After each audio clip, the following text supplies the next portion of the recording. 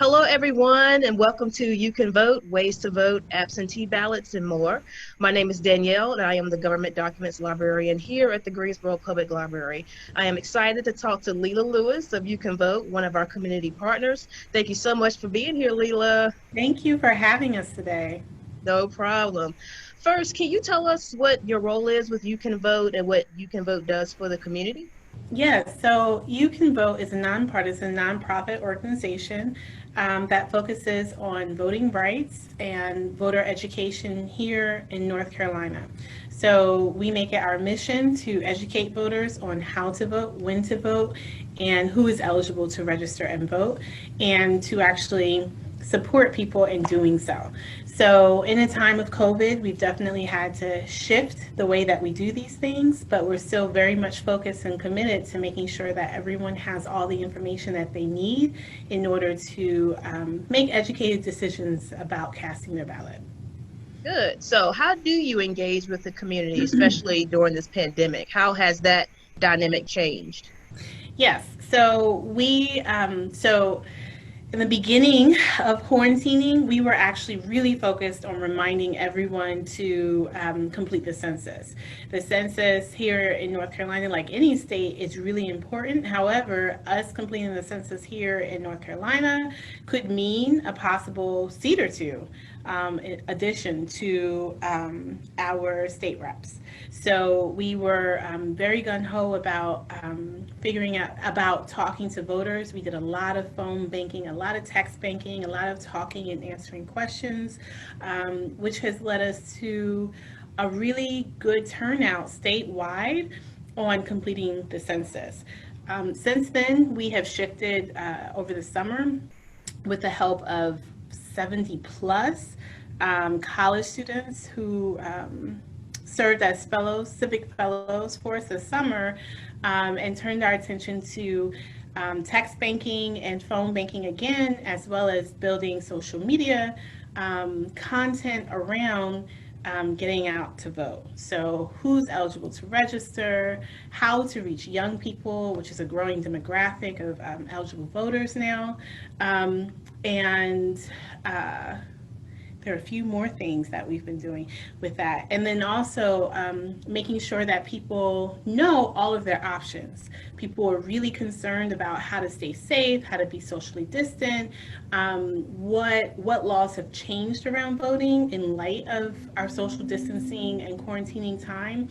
And so laws have changed. We've made sure to keep people up to date on that. We've made sure to keep the information as updated as possible around absentee ballot laws because they actually have shifted in light of COVID.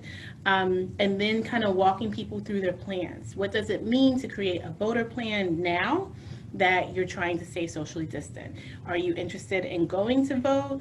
Early voting, we're always pushing early voting. I always say that it's the easiest way to mess up and still vote. So you can get it wrong, you can forget, you can think you're registered and you're not, and you can still vote if you plan to go early vote. And if you need to vote by mail for one reason or another here in North Carolina, we don't need an excuse to vote by mail. We can request an absentee ballot now. And when we get those ballots starting at the end of September, we can complete them and submit them before the election.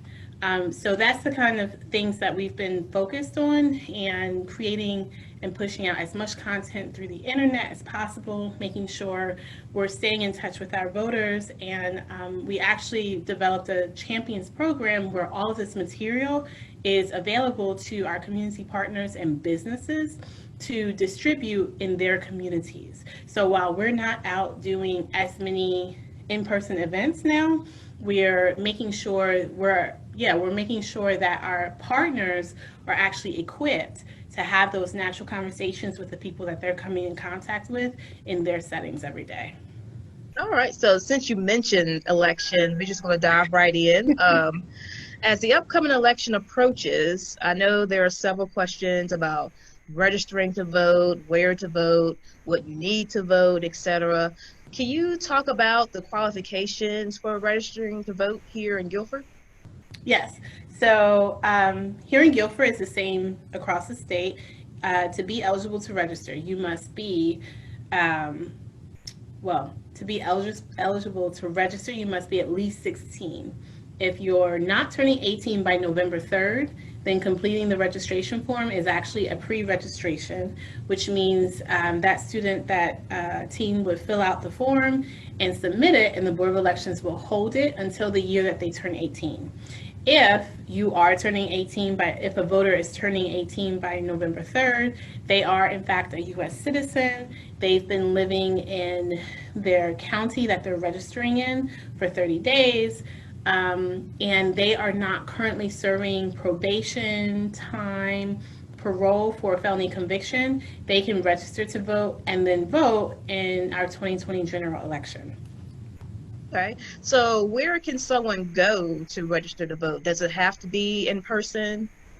So there are a few ways now. Again, this is one of the things that changed because of COVID. The North Carolina DMV's website actually allows you to register through them as if you were going in to get your license, for example. They typically ask you, are you registered to vote? Would you like to register? So if you already have a North Carolina state issued ID, that means that you're technically a DMV customer. So if you are a DMV customer, then you can go into their database, or you can go to their website and actually register to vote. So this would apply to anyone who hasn't registered but has a license, has not registered but has a non-driver's license ID, or if you need to update information on your voter registration form. So say you moved, you can actually go on the website and just change the information that you want to change, and it'll walk you through the process, and it'll ask if the information they have on file for you is what you're using to register, and you just say, no, I want to update it, and you provide your new information. Okay, so can you tell us what the registration deadlines are for the November election? Yes, so the registration deadline for the general election for 2020 is October 9th. What if you have someone who isn't sure whether they've registered or not? Is there a way they can check to be sure they've registered before? So the easiest way that we say at You Can Vote to check that is going to youcanvote.org/lookup. That link takes you directly to the State Board of Elections website, and what you can do is find out what address you're actually registered under. So if you think you updated your registration when you moved 3 years ago, but you're not quite sure and you can't remember the last time you voted, then this link would be the best place for you to check whether or not the information is up to date. It'll tell you the address that you're registered at, and we always emphasize that every time you move, you need to update your voter registration, because it actually impacts the candidates that show up on your ballot. So if I live in Greensboro, for example, so if I moved across town, I stayed in the same county, so some of the elected officials may be the same, but I would most definitely have a different city council person, for example. So the ballot will change depending on where you are in a given area. So that's why we say you always want to make sure that the information is up to date, so that your ballot is as accurate as possible. All right, so I know you mentioned you can make changes online. Are there any other ways someone can update the registration? Yes, so although we are moving forward in the process for using the internet for voter registration here in North Carolina, we can still use a paper form. The paper form you can actually get off of our website as well, and we can go over that later. But we can print it out. But we actually have a tool on You Can Vote's website, youcanvote.org/getregistered, where you can go through the process of just checking and see. First, it'll say, hey, are you registered already? Do you need to do this? You give them your information, and then they'll say, it doesn't look like you're registered. So then it'll actually walk you through an additional process. If, for example, you don't have ID, what we will do is help you complete as much of the form as possible through our system, and then mail you your pre-completed form so that you can sign and date the form, because each voter needs to sign and date their own voter registration application. And we'll also send you a self-addressed stamp to your county board of elections where you can just mail it off to. So we really are working hard to find as many ways as possible to support voters getting what they need in order to successfully cast their ballot.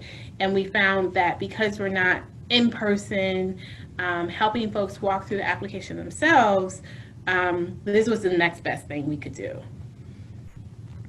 So now that we've registered, we've checked our registration status, can you briefly mention some of the ways that you will be able to vote this season? Yes, so they haven't changed. We can vote early, which is October 15th to the 31st. We can vote by mail, which is a two-step process. You request an absentee ballot form, and that's saying, I would like to vote by mail this year. Please send me my ballot to this address. And then you will mail that form to the County Board of Elections. The County Board of Elections will begin mailing out people's ballots that have been requested towards the end of September. At that time, you will get a ballot with a whole lot of instructions. We need to read all of the instructions, because part of the concern about absentee ballots is there are things that you need to make sure you check off, you sign, you date in each place is specified. And if we don't do those things as voters, then it makes it harder for the County Board of Elections to actually count that ballot as a valid ballot for voting. And we want everyone's ballot to be counted. So we're supposed to read all the instructions, make sure you have someone who's available to witness if possible. That's also part of the instructions in completing the ballot, and then you can mail that back.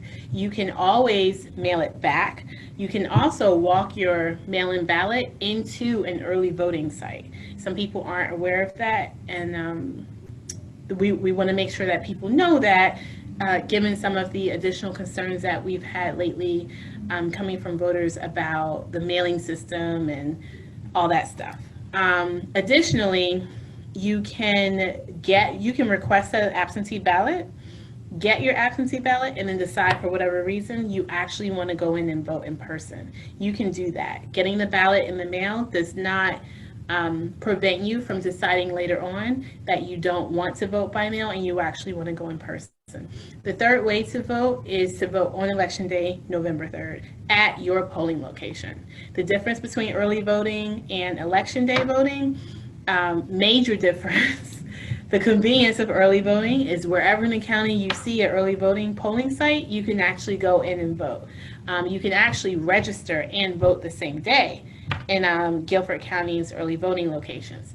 On November 3rd, General Election Day, you must vote in your neighborhood. All of our polling locations are fairly close to where we live, and the times will be very much set. And you cannot register to vote and vote that day. You must already be registered in order to vote on the election day. All right. So we know absentee ballots are very popular right now. Can you tell us how you can request a ballot? Because I know some people receive theirs in the mail already, but say someone accidentally threw it away or something. Is there a way you can go and request the new ballot request? Yes, so that is also on our website. Is it okay if I screen share and show you some? Right ahead. Okay. All right.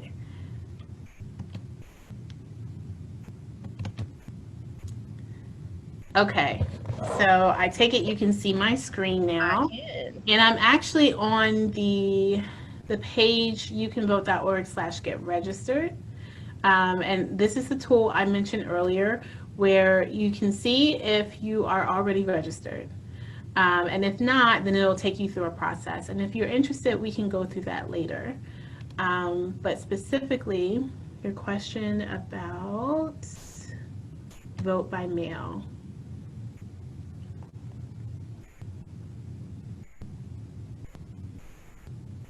Okay, so here youcanvote.org/vote-by-mail is an easy way. Each county's Board of Elections should have a way of printing out the absentee ballot request form. And then actually the Board of Elections, the state Board of Elections, mandated for all county Board of Elections to make it possible. No, I'm sorry. The state Board of Elections will have a portal site open by September that will actually allow you to do the absentee ballot request online, but that has not become available to the public yet. So in the meantime, we're making it possible for folks to print out their forms and request them, and making sure that they know that they can request them. They could request them as early as this spring. And this is the form that would be required in order for you to fill out. So the information is pretty much the same. And we stress that people, one, fill it out completely. In the same way that the absentee ballot itself, you need to read all the instructions and then fill everything out. That's the same for the request form. Something that can get confusing is your North Carolina residential address. And what I noticed, especially when we went into the detention centers here in Guilford County, was people needed to know the address where they were registered versus the address where they wanted the ballot to be mailed to. If those two things are different, then you need to make sure you know the address where you were registered, which is where youcanvote.org/lookup will come in handy. And since I said that, I'd like to show you that site as well.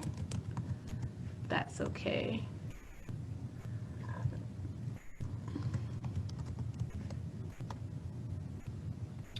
So when you type youcanvote.org/lookup in, it goes directly to the State Board of Elections website, which is here.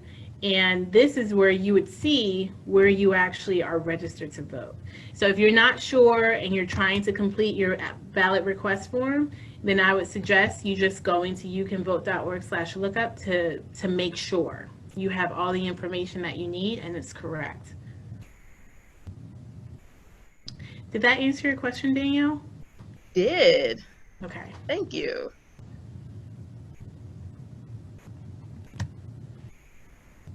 All right, so for those who decide to vote in person on election day, will they need to bring their ID card or their voter registration card with them? As of December 31st, 2019, IDs were no longer to be required for the 2020 election cycle. So we did not need them in the primaries, and we do not need them for the general election. Now, the catch with that, the only catch with that would be for those who have received mail from the Board of Elections. If they filled out a registration form, they really, and our County Board of Elections is really awesome here in Guilford County. They really do try their hardest to make sure everyone who is eligible has the opportunity to register to vote successfully. Mm-hmm. So they will mail you information and say, hey, we didn't get a signature on your registration form. Can you please sign this piece of paper and mail it back to us? So sometimes they'll send you mail and say, I got your form. We need to verify your address. So if you could, when you come to vote, if you plan to vote in person, please do bring a bill, a bank statement, something that confirms your address. Now, if you register to vote and got your voter registration card in the mail, that is in fact confirming that your address is what it is. If the registration card never made it to you and it was sent back to the Board of Elections, then that's their fail-safe saying, oh, we can't verify your address. So that is really the only reason why anyone should be asking for your ID, is to confirm your identification based on registration that already happened. Okay. So does You Can Vote provide any information as far as candidate information or sample ballots, or do you know where someone can go to get that information? So actually, the youcanvote.org/lookup, That will take you to your entire voter record here in North Carolina, actually. So when you type in your information, you'll see your full name with your address. And then you scroll down and it'll be multiple boxes. It'll give you your polling location, which is a location where you show up to vote on November 3rd, general election day. It'll give you sample ballots. So right now, the only sample ballot you should see is the one from the primary. And when our ballots are ready in September, you'll be able to see your sample ballot for the general election. Now, that will mean you're basically seeing the ballot, but you can't do anything with it besides print it out, and it'll say sample and a watermark. But when I was in the high schools earlier this year, I really stressed to the students that was a really good opportunity for them to prepare themselves for what they're about to get into. So now you have your research, because they say, I don't know who these people are. I don't know what these offices are supposed to be for. Well, this is why the sample ballot is there. You have time to prepare. You don't have to go in and check off, A, B, C, D. So that is the best place right now. 411vote411.org is a website that's put together by other nonpartisan organizations nationally, and we send our voters there. Again, I would say late September, early October, that website should be up to date. And what they do is create questions. A committee comes together to create the questions for all of the candidates. And candidates are mailed these questions, and then the candidates will email back their responses. It's an extremely useful tool, and it's the opportunity of the candidates to really get their last pitch in, essentially. And the questions are always really hard-hitting and specific. That was really, I use it personally, and that's what I love about it. They're very specific. It's a really fierce group of people who really are thinking about the things that are important to voters, the issues that are important to this area. And the people who create the questions for the candidates are from this area. So although it's a national organization, the people here know what the voters here might be interested in learning about the candidates before they walk into the polls. So we really, really push vote411.org, and it should be ready latest early October, certainly before early voting starts. And then they can always visit us here at the library. That too. So you mentioned this earlier, but can you talk a little bit about the restored voting rights for those who previously were not allowed or qualified for voting? I spoke earlier about being in the jails and registering voters in the jail system. The difference, the challenge there was making sure people understood that just because they had a pending trial date somewhere in the future, and the charge was a felony, they were actually still eligible to register to vote and vote by mail if it was before their trial date. But when you are convicted of a felony, your voter registration card is wiped from the system. So they take care of that for you. You're instantly off of their records rolls as a registered voter. However, when you're done with your time, you're done with your probation, parole, and your fines, then you can actually fill out a registration form again and be a registered voter at that time. I think that the most important thing to remember is charged versus convicted. It is a felony to register to vote if you are not eligible to register to vote. So if you are currently in the middle of probation, you just got out and you don't know when your probation starts, you are not eligible to register. And we really want people to understand that so that they don't make the mistake of voter fraud, which is a felony. So how can members of the community assist You Can Vote? Well, you can always volunteer with us. We are a volunteer-based nonprofit organization. And right now, again, because we are working so hard to social distance, we're really channeling everyone into our Champions program. and our phone banking systems. So the phone banking is really making sure people have whatever information they need and reminding them to build their voter plan. So are you going to vote by mail? Do you have everything you need for that? Are you going to vote early? What does that mean to you?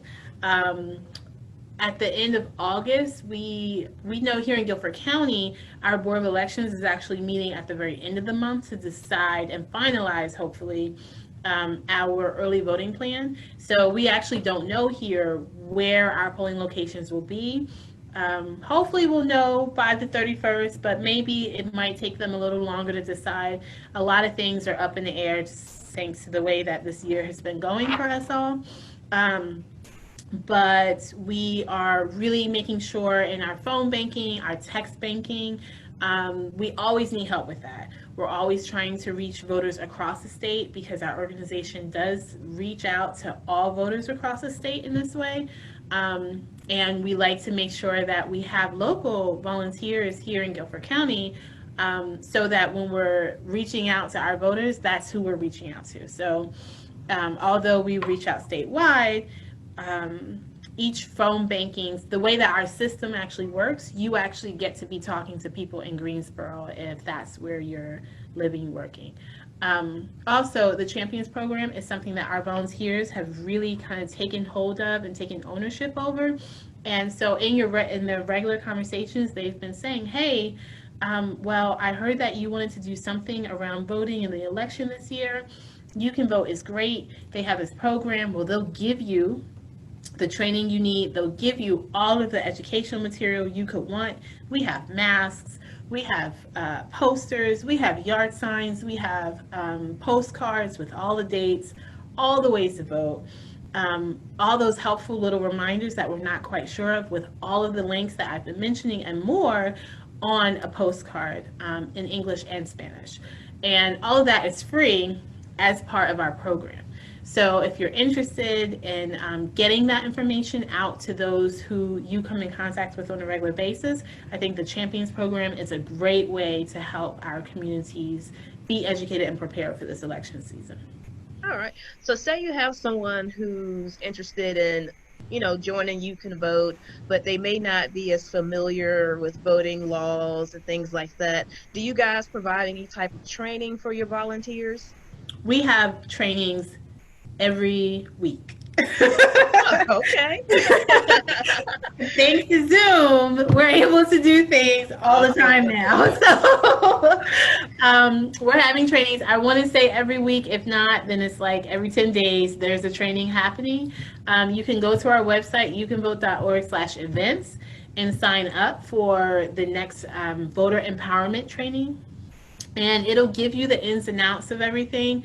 And we are always an open resource to you. So my email is the best way to get in touch with me. I am the Guilford County Organizing Director. So I'm the person you would most likely be speaking with if you were here in this area, or really the Triad at all. And we really make ourselves accessible. I have volunteers who call all the time with just hey, I saw this in the mail. Is this real? It's absolutely safe. It's okay. So we're definitely always open to making sure people have what they need, and we like to do that. So you can always email me, Leila, Leila, at youcanvote.org. But our website has tons of information on it as well. And that's the first thing we update every time something changes within our system.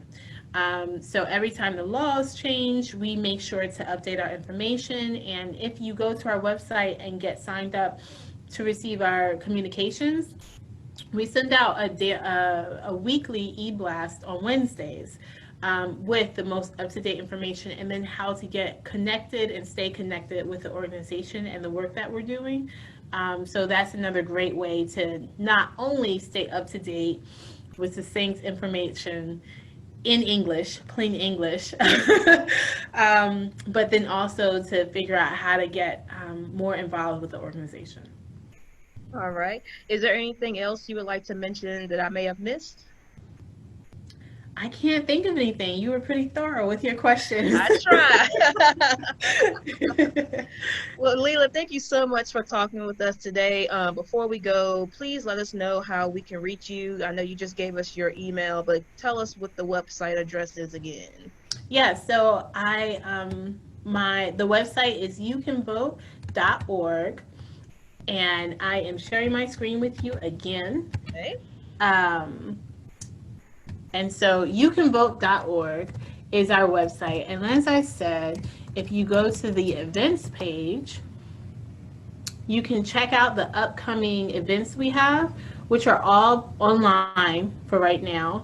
But the virtual voter empowerment training is where you can find out more information. And it's a non-committal thing. People come really just to get the information that they need so that they can then go out and support their communities how they want to. So we really like for people to have the information that they need, which is why we're not charging for the Champions program even. In this time, we just want to make sure everyone has the correct information. And misinformation seems to be running amok quite often at the moment. So we're doing what we can to counter that as much as we can. And as you can see, there are phone banks that are from home. There are volunteer updates. We really are just making sure to stay in touch with everyone as much as possible, even as we're virtual and not coming together in person as much. All right. Again, thank you so much. You provided so much information, and I'm just really, really happy to have you guys as a community partner for the Greensboro Public Library. And like I said, thank you so much for this. Like I said, there's lots of questions out there regarding voting, and I just really wanted the community to know what their resources are. And so thank you, thank you, thank you. Thank you. Any last words? No, ma'am. All right. Well, I'm looking forward to talking to you again. All right. All right. Bye. So